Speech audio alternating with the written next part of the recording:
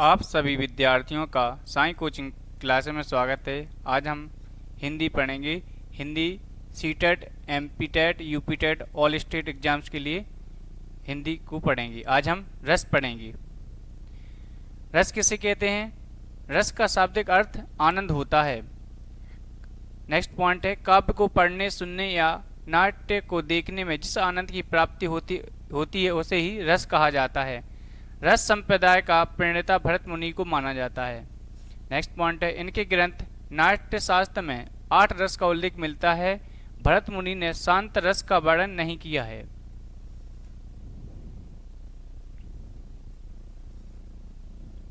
आगे है, हिंदी के आचार्यों के अनुसार रस के 4 अंग हैं। पहला है स्थायी भाव, सेकंड विभाव, थर्ड है अनुभाव और फोर्थ है संचारी भाव। किसके अनुसार? हिंदी के आचार्यों के अनुसार। नेक्स्ट, स्थायी भाव, इसके 11 प्रकार होते हैं। कौन कौन से? एक साइड लिखा है रस, एक साइड लिखा है उनके स्थायी भाव। श्रृंगार रस का स्थायी भाव क्या होता है? रति। हास्य का हास्य, करुण का शोक, वीर का उत्साह, रौद्र का क्रोध, भयानक का भय, विभत्स का घृणा या जुगुप्सा, अद्भुत का विस्मय या आश्चर्य, शांत का निर्वेद और वात्सल्य का वात्सल्य, रति और भक्ति रस का भगवत विषयक रति या अनुराग। ये रस स्थायी भाव के 11 प्रकार हैं। नेक्स्ट है, इनको एक एक करके पढ़ेंगे।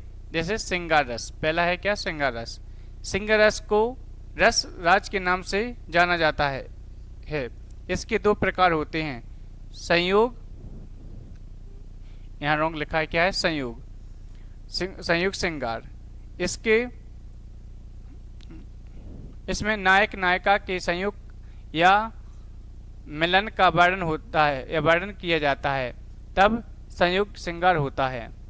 उदाहरण के लिए, राम को रूप निहारती जानकी, कंगन के नंग की परछाई, या ते सबे सुधी भूल गई, कर टेक रही पर पल टारत नाही, जिसका उदाहरण है। नेक्स्ट है वियोग श्रृंगार। इसमें नायक नायिका के वियोग या बिछड़ने का वर्णन किया जाता है, तब वियोग श्रृंगार होता है। उदाहरण, बिनु गोपाल बैरन भई कुंजे, तब ए लता लगती अति शीतल, अब भई विषम ज्वाल की पुंजे। नेक्स्ट है हास्य रस। इस रस के अंतर्गत हंसने वाली रचनाएं शामिल कर ली जाती हैं जो व्यक्ति को गुदगुदी करती हैं। उदाहरण है, इस दौड़ धूप में क्या रखा, आराम करो आराम करो, आराम जिंदगी की कुंजी है, इससे ना तपेतक होती है, आराम सौदा की एक बूंद, जो तन का दुल्लापन खोती है, जो इसका उदाहरण हास्य रस का। नेक्स्ट है करुण रस। इस रस के अंतर्गत किसी का बलपूर्वक वियोग या मृत्यु के बाद की स्थिति का चित्रण किया जाता है। उदाहरण है, देखी सुदामा की दीन दशा, करुणा करके करुणा निधि रोई, पानी परात को हाथ छुओ नहीं, नैनन के जल से पग धोए, जिसका उदाहरण है। नेक्स्ट है वीर रस। इसके अंतर्गत ओज से पूर्ण वाली ऐसी रचनाओं का निर्माण किया जाता है जिन्हें सुनकर रक्त सिर की ओर दौड़ने लगता है, कान गर्म होने लगते हैं और हाथ पैर फटफटाने लगते हैं। उदाहरण है, बुंदेले हर बोलों के मुख, हमने सुनी कहानी थी, खूब लड़ी मर्दानी वह तो झांसी वाली रानी थी, ये इसका उदाहरण है। नेक्स्ट है रौद्र रस। इसके अंतर्गत ऐसी रचनाएं आती हैं जो मनोस्थिति का वर्णन करती हैं, जिनमें आंखों का लाल होना, कठोर वचनों का बोलना, कर्कश आदि। उदाहरण है, श्री कृष्ण के सुनवचन, अर्जुन क्रोध से जलने लगे, सब शोक अपना भूलकर करतल युग मरने लगे, संसार देखे अब हमारे, शत्रु रण में मृत पड़े, करते हुए एक घोषणा भी हो उठकर खड़े, जिसका उदाहरण है रौद्र रस का। नेक्स्ट है भयानक रस।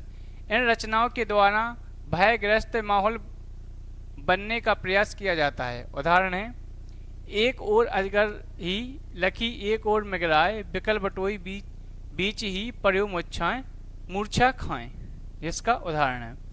नेक्स्ट है विभत्स रस। इसके अंतर्गत आने वाली रचनाओं में युद्ध के बाद का वर्णन या दुर्घटनाओं के बाद के वर्णन में सड़ी गली लाशों, चील, कुत्ते का भोजन आदि का वर्णन किया जाता है।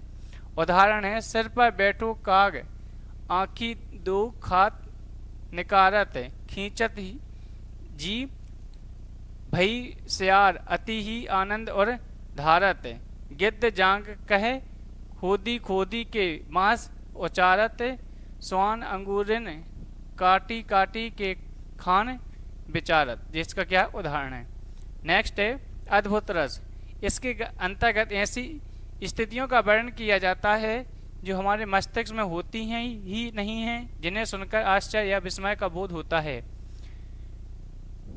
उदाहरण है बिन पर चले सुने बिनु काना, और कर बिनु कर्म करे विधि नाना, जिसका उदाहरण है।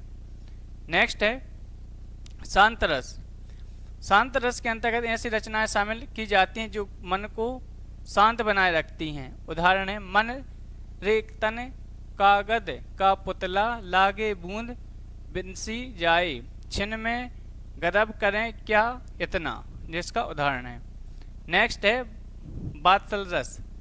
इसके अंतर्गत माँ का बच्चे के प्रति प्रेम, बाल लीलाओं, बच्चों की चंचलता आदि का वर्णन किया जाता है।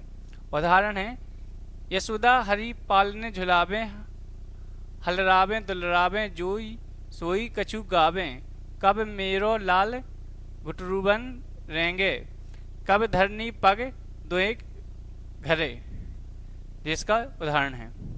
नेक्स्ट है भक्ति रस। इस रस के अंतर्गत भक्त और भगवान के मध्य संबंधों को वर्णन किया जाता है। उदाहरण है उलट नाम जपत जग जाना, और वाल्मीकि भय ब्रह्म समाना।